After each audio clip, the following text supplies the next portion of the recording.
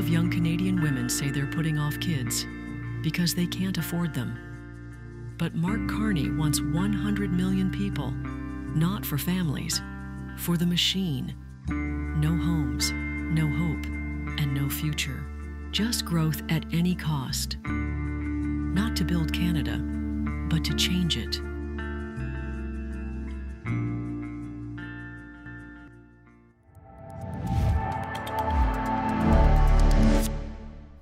I'm Candice Malcolm, and this is the Candice Malcolm Show. Folks, we are in the final stretch of the election, less than 1 week until E-Day. Very excited. I hope that you got out there and voted in the advance poll. My husband and I did. We were actually the first people to show up on Saturday morning, and it was very seamless, very easy. I did bring my own pen, didn't need it though.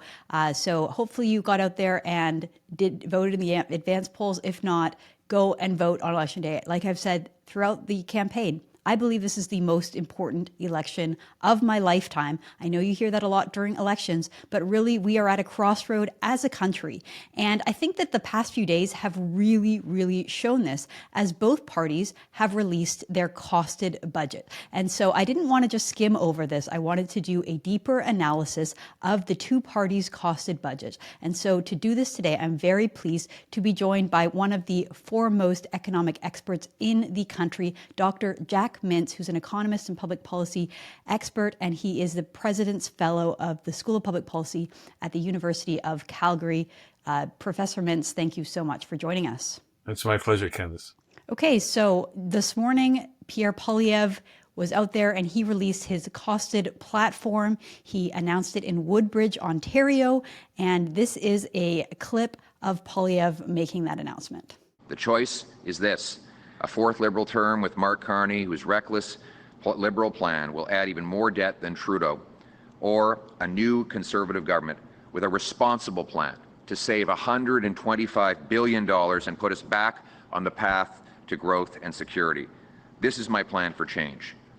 First, we will cut the Liberal deficit by 70% by cutting back on bureaucracy, consultants, foreign aid to dictators, terrorists, and global bureaucracies, slashing money for special interests, and unleashing $500 billion of extra economic growth by unlocking the power of our resources and home building. In the past, I've told you that there would be a dollar for dollar law. Every dollar of new spending would need to be matched with a dollar of savings. We've gone even further. Every dollar of new spending in our platform, especially for things like defense, will be met with $1.50 in savings in other areas. Gradually and through attrition, without mass layoffs, we will wind down the cost of the bureaucracy by hiring back only 2 people for every 3 who voluntarily retire.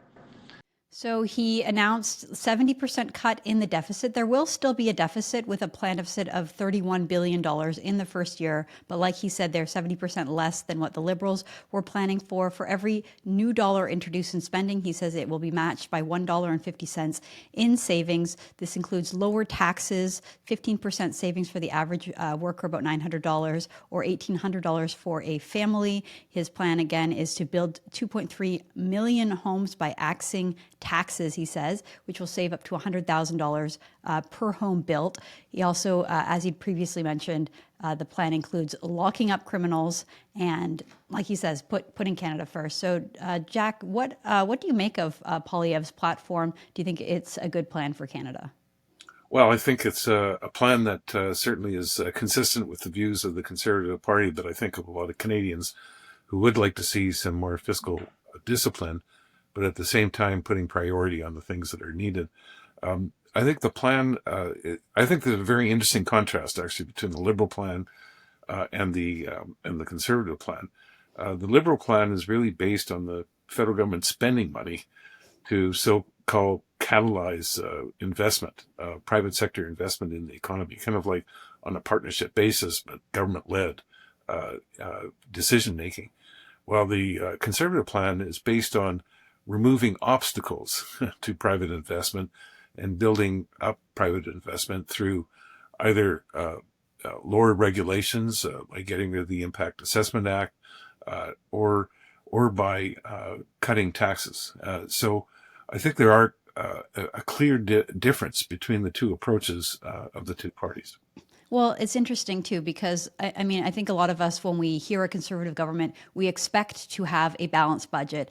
I think that Poilievre is being quite cautious, right? He could have probably come up with a platform that was able to balance the budget immediately by doing deeper cuts, but he doesn't want to do that. So this platform that he released has a $31 billion deficit in year one, 31.5 billion in year two in 2026-27, 23 billion in year three, 14 billion in year four, and then a promise to balance the budget. So not quite as hawkish fiscally as someone like myself would have liked, but I think it's a bit more cautious. Interestingly as well, Poilievre announced that his goal isn't to go in there and slash the public service. He says, again, cautiously, that he will only hire 2 federal employees for every 3 who retire. So to me, this is a very gradual, sort of conservative budget. Do you think that he could have gone further and boosted the economy even more, or do you think that this was a smart decision? Well, I think it's kind of a realistic position to take.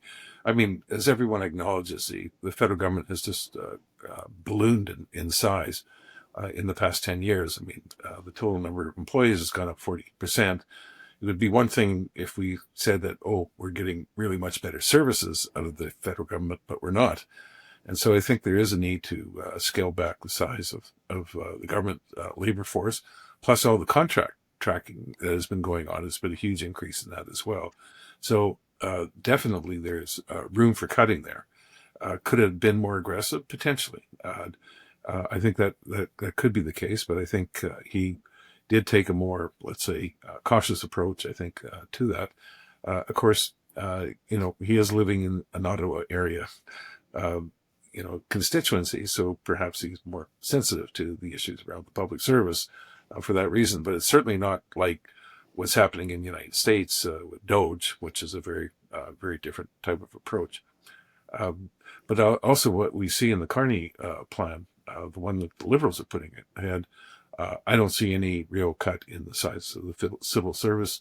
And in fact, as you mentioned about the deficits not going down by the Conservatives, but not balancing the budgets, when you look at the Liberal deficits, they actually go up in size.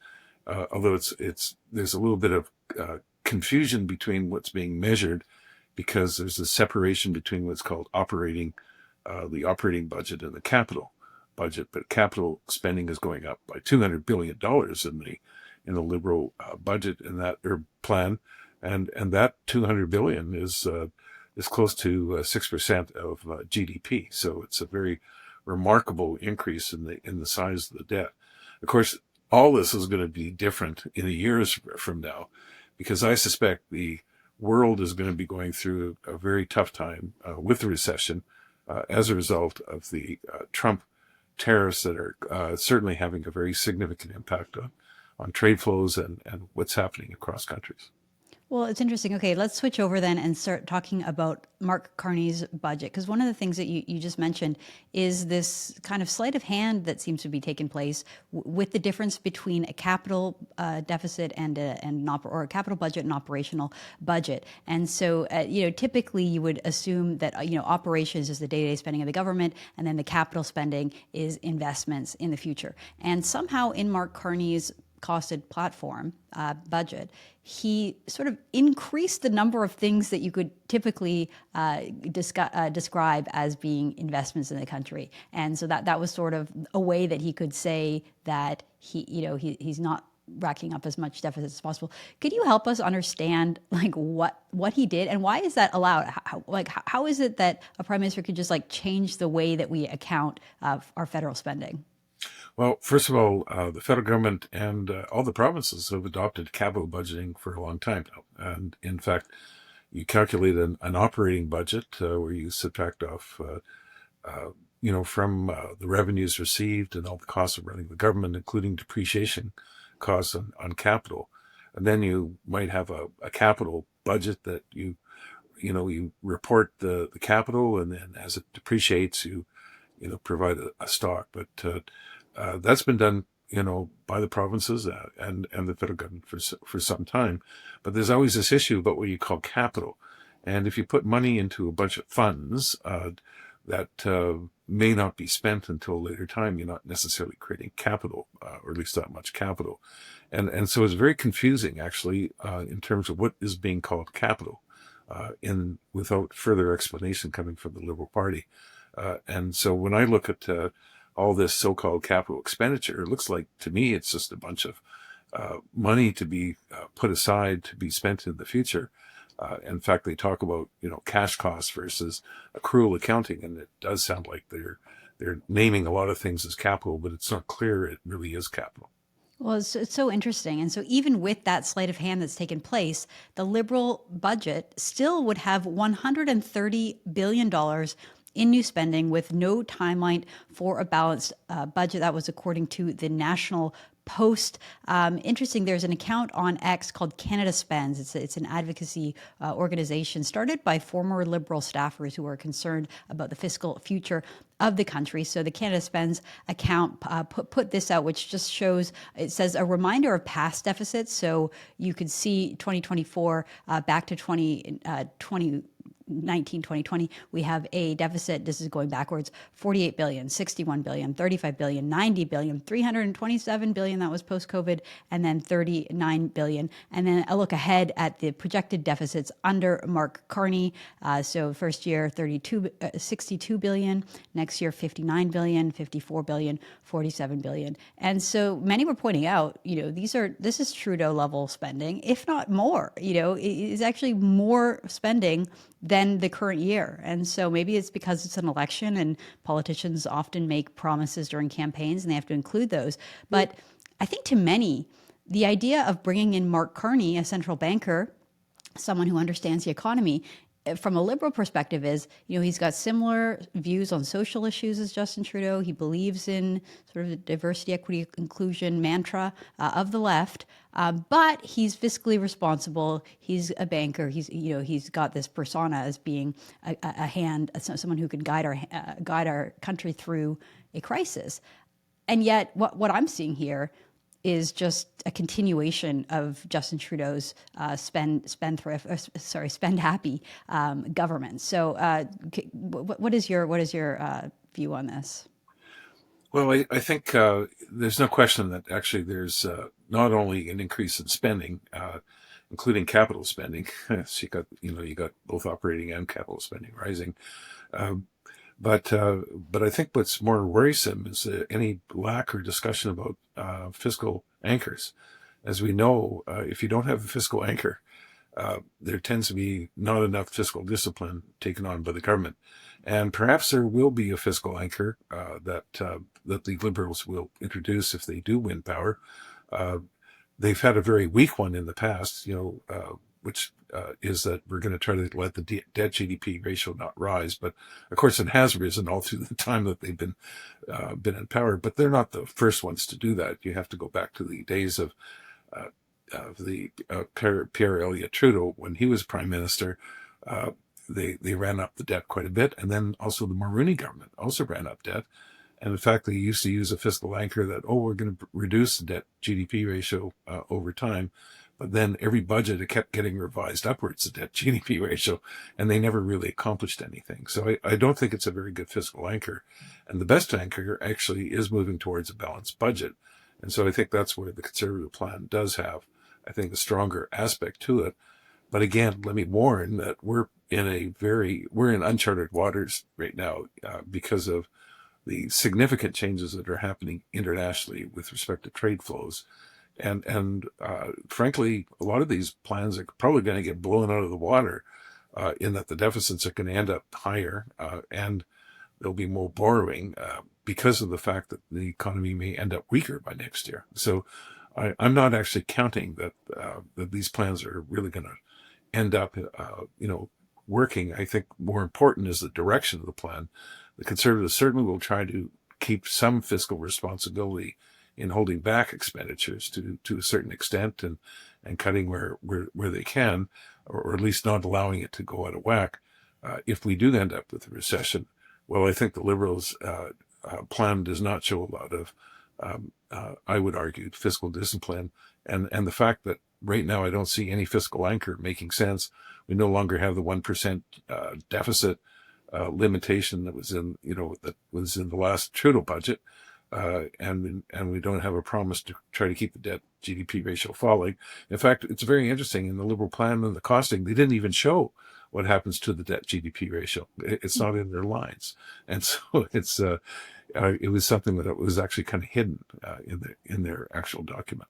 Well, doesn't that just show what they actually think about the thing that they've been saying for the last 10 years? There was a clip that was circulating that showed Rosemary Barton on the CBC. She was talking about how this costed budget platform was written weeks ago, and that they basically just had to update it once Mark Carney became leader. So it really was written by the same policy people that were writing the budget for Justin Trudeau. And interesting that they stressed so much that debt to GDP ratio, net debt. That was what Chrystia Freeland always said, because they included, they weighed pensions and other assets that aren't really government assets against the debt. Of course, they also didn't include any sub-sovereign borrowing and debt, which would also be part of the picture in Canada. So I never liked the net debt to GDP ratio, but interesting that they themselves hit it. Well, I want to talk to you a little bit about this storm and this crisis that is coming from the tariffs that are being imposed by Donald Trump. I mean, that was the theme of the election early on, and it seemed like we were sort of moving away from it. And especially during the debates last week, the focus really was on Canadian policy, as an election debate should be, focusing on what we can do, our domestic policies, things that have gotten us into this economic problem in the first place, with the rising cost of living, with mass immigration, those kind of issues. So, do you think that the issue with tariffs and Trump have come back and overtaken the election, or do you think that the ballot box question will be something more like the cost of living and what the Canadian leader can do about it? Well, I think the tariffs have played a role in this election, and I think it shows up. I think vis-a-vis the issue around leadership. The argument has been made that Mark Carney's got tremendous background in terms of once being the governor of the Bank of Canada, the Bank of England, et cetera, and so as a result would be able to deal better with the Trump tariff issues and negotiations than Pierre Poilievre, who's had more of a background as a politician over the years. Although we have to remember, experience as a politician is a lot different than experience as a bureaucrat, and I think that's something which people have not paid much attention to. But I think that's where the Trump tariffs have done. They are scaring Canadians, and they do feel the concern about it.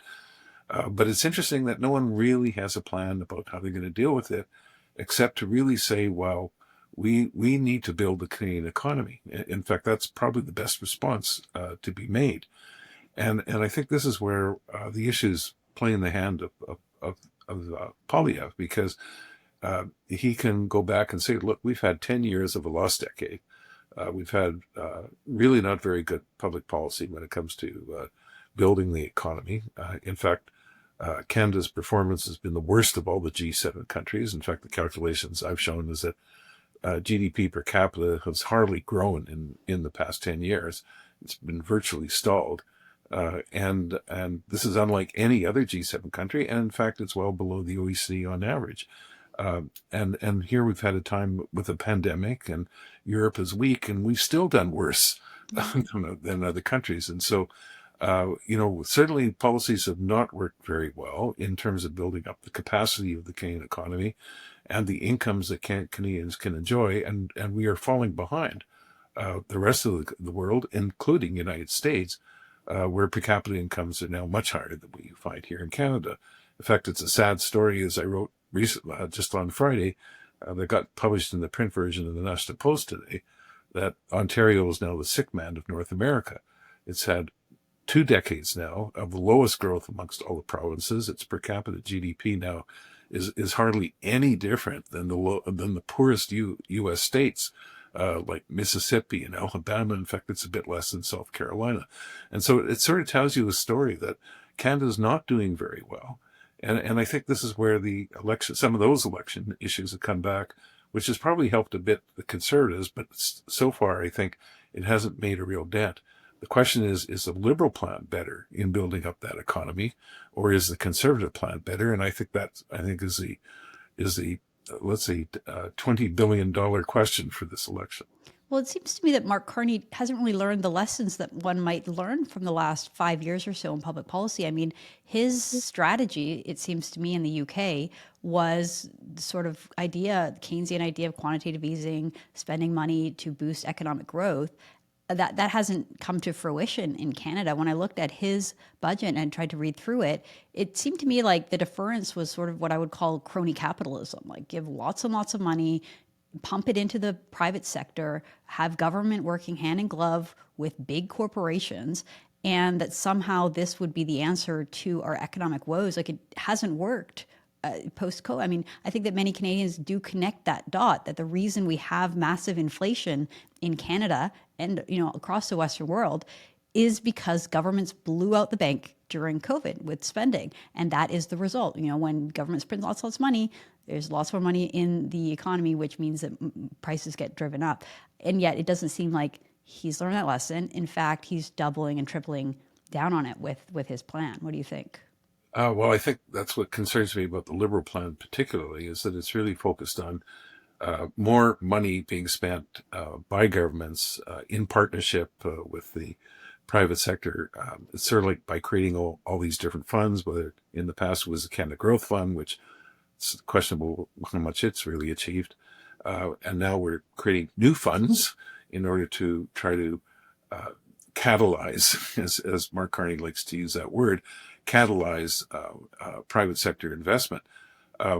Whether that is actually the best way of achieving, I've never been convinced, because as we know, governments and private sectors investors have very different objectives.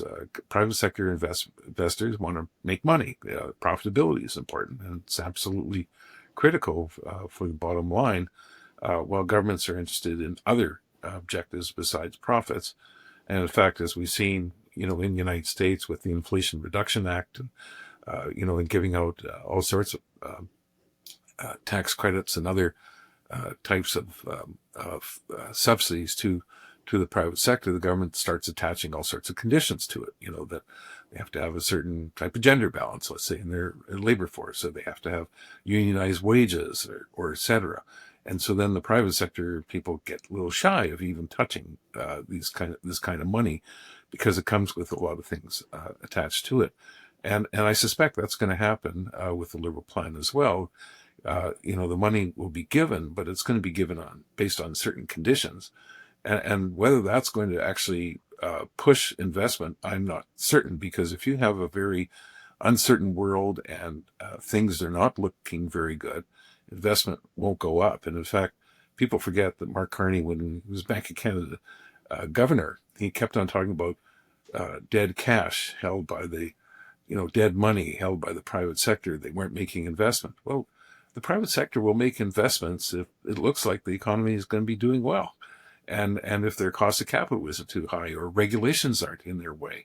And so if we don't solve those issues, that's not actually going to generate more investment. And I think that's actually a fatal flaw in the approach that's being used in the Liberal plan, where I don't see it generating $500 billion investment based on $150 billion of spending by the government on transfers to businesses.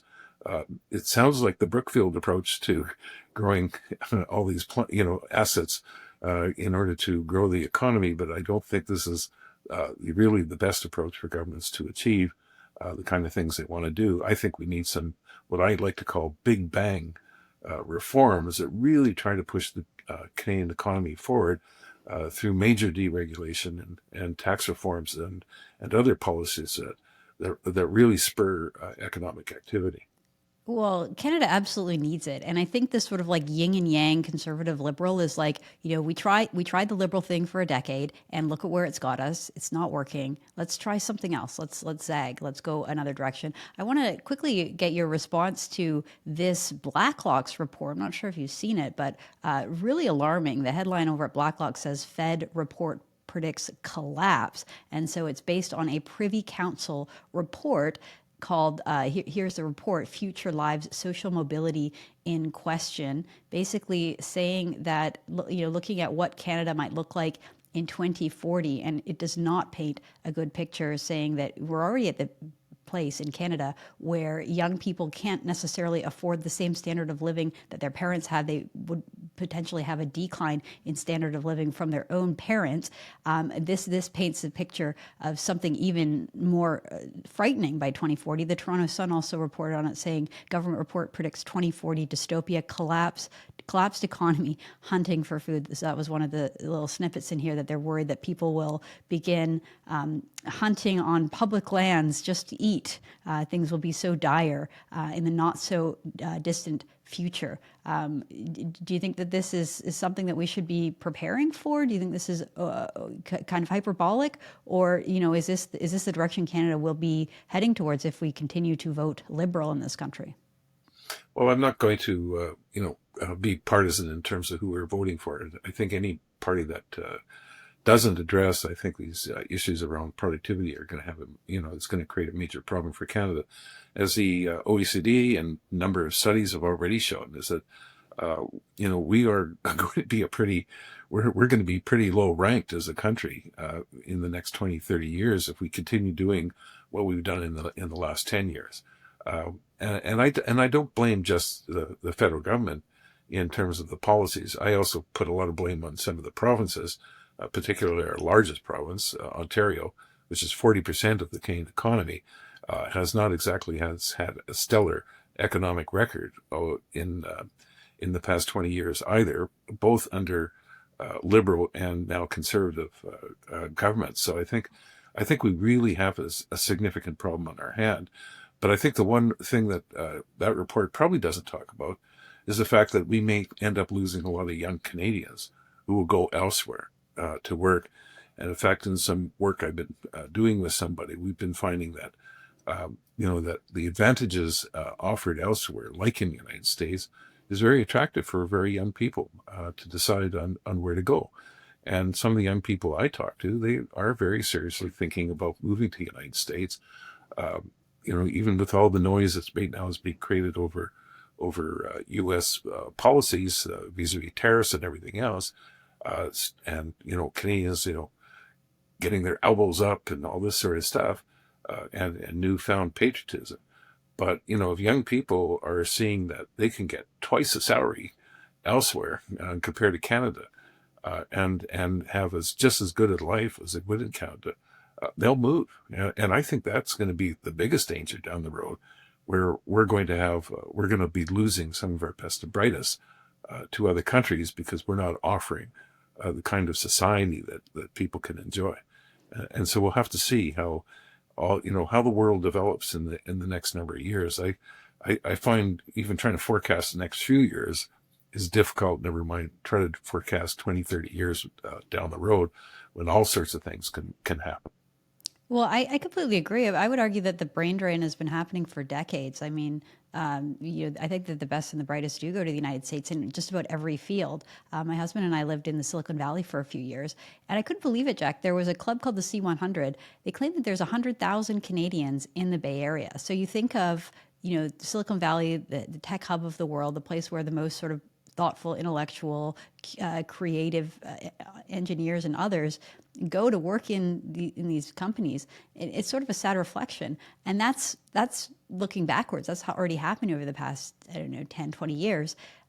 Looking forward, if things continue in that direction, it won't just be the best and the brightest. It will no longer be like the top 5 or 10% of the graduates. It'll be like the top 40%. And our poll, we did a poll that asked Canadians whether they'd be interested in becoming Americans. And it was the young cohort, the 18 to 34, that had the highest percentage of people who would say yes, especially males. When you think of those young men trying to start out their lives, trying to start out their careers, build a family, it was something like 45% of them said that they would take American citizenship if it was offered to them, which is a scary statistic. We're heading into the very last week of the campaign. from all measures, things look incredibly close. So I just want to read through a few sort of recent polls here. Ipsos asked the question over the weekend, is it time for a change? 54% said it's time for another party to take over. 46% said that the Liberals have done a good job and that Carney deserves to be reelected. Approval for the Liberal government, 50-50. So exactly dead even according to this poll.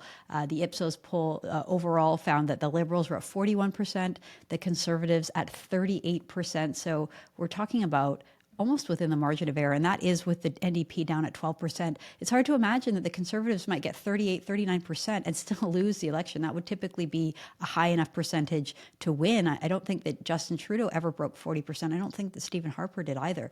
So we could see a very truly divided country. Main Street had a similar poll that came out yesterday, 41% for the Conservatives, 41% for the Liberals. So we're looking at an incredibly close election now. I know that you don't like to get into the partisan side of things. And I tend to agree that in Ontario, the problem hasn't gotten any better under Conservatives. I would say that the Conservatives just sort of done a continuation of what the Liberals had done prior. But I'm wondering if you think that these costed platforms and these budgets being released in the last week, will this have an impact on the election? Do you think that it could help sway the vote one way or the other?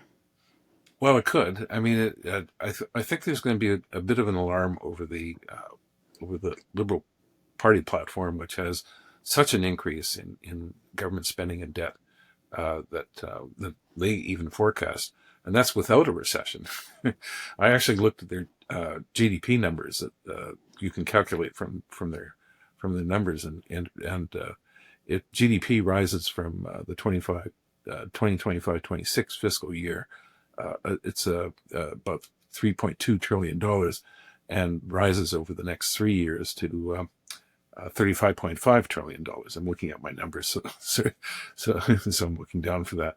And so it's about a 12, close to a 12% increase. In other words, about a 4% increase in nominal GDP every year. That's not a recession. And so just imagine if things get a lot worse. It's not going to be particularly a positive outcome.